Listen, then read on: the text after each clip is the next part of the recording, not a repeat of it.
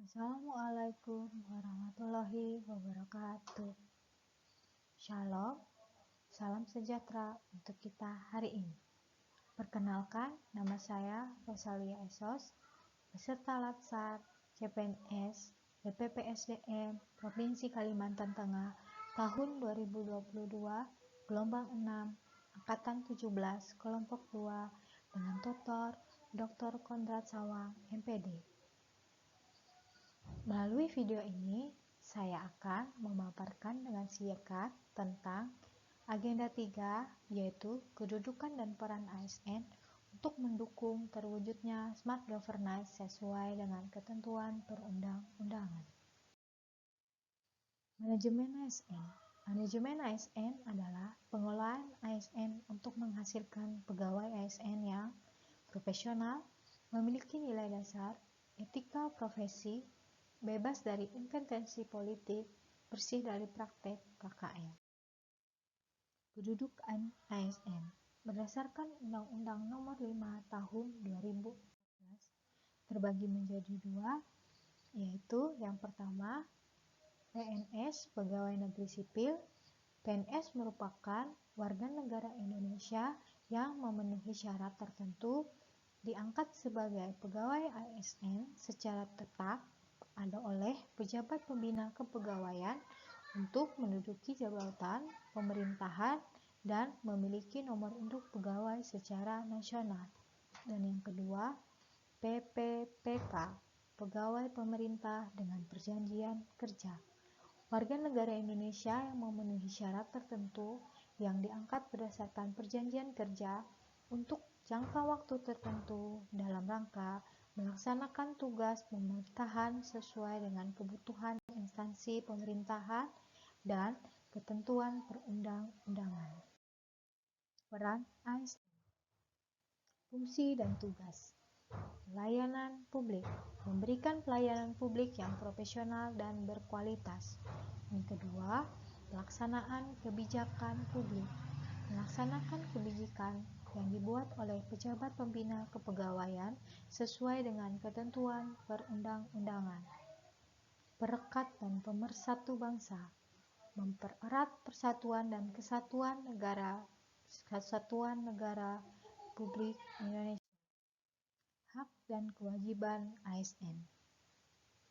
Yang pertama, PNS pasal 1 butir 3 dan pasal 7, yaitu hak dan kewajibannya, gaji, tunjangan, dan fasilitas, cuti, jaminan pensiun, dan jaminan hari tua, perlindungan dan pengembangan kompetensi, setia dan taat pada Pancasila, Undang-Undang NKRI 1945, dan pemerintah yang sah, menjaga persatuan dan kesatuan bangsa, melaksanakan kewajiban pemerintah, mentaati ketentuan peraturan perundang-undangan, melaksanakan tugas kedinasan, menunjukkan integritas dan keteladanan, menyimpan rahasia jabatan, bersedia ditempatkan di seluruh wilayah Indonesia.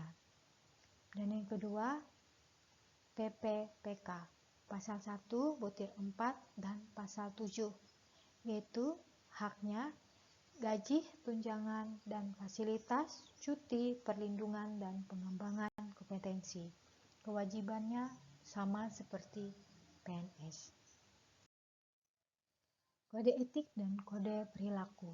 Tujuan kode etik dan kode perilaku menjaga martabat dan kehormatan ASN, yaitu melaksanakan tugas dengan jujur, bertanggung jawab, dan berintegrasi tinggi, melaksanakan tugasnya dengan cermat dan disiplin, melayani dengan sikap hormat, sopan, dan tanpa tekanan, melaksanakan tugas sesuai dengan ketentuan perundang-undangan, melaksanakan tugas sesuai dengan perintah atas atau penjabatan berwenang sejauh tidak bertentangan dengan ketentuan peraturan perundang-undangan dan etika pemerintah, menjaga rahasia yang menyangkut kebijakan negara, menggunakan kekayaan dan barang milik negara secara bertanggung jawab, efektif, dan efisien, menjaga agar tidak terjadi konflik kepentingan dalam melaksanakan tugas, memberikan informasi secara benar dan tidak menyesatkan kepada pihak lain yang memerlukan informasi terkait kepentingan kedinasan, tidak menyalahkan informasi intern negara, tugas status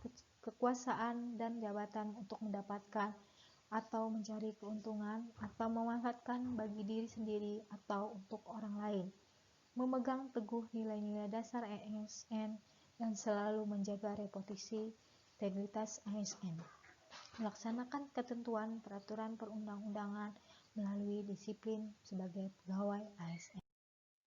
Pengembangan kompetensi. Dasar hukumnya yaitu Undang-Undang Nomor 5 Tahun 2014 tentang ASN, Peraturan Pemerintah Nomor 11 Tahun 2017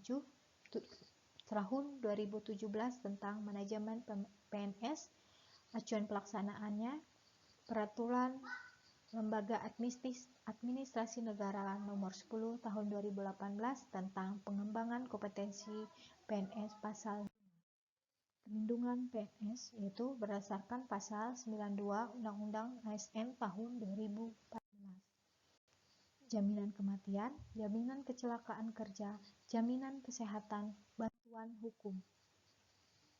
Smart Governance. Smart Governance atau tata kelola pemerintahan cerdas bertujuan untuk mewujudkan peningkatan kinerja pelayanan publik, kinerja birokrasi pemerintahan, dan kinerja efisien kebijakan. Penerapan tata kelola pemerintahan Smart Governance, yaitu saya secara tingkat menyediakan sumber daya manusia yang berkualitas dan kualitas. Kedua, meningkatkan keterlibatan dan kesinergian masyarakat dan pemerintah dalam perencanaan sosialisasi. Ketiga, melaksanakan perbaikan secara kontinu. Keempat, mengoptimalkan penerapan dan pengembangan sistem pemerintah berbasis elektronik. Kelima, menerapkan sistem satu data yang terbuka, lengkap, akurat, dan berstandarisasi. Demikian pemaparan video dari agenda 3. Saya ucapkan terima kasih.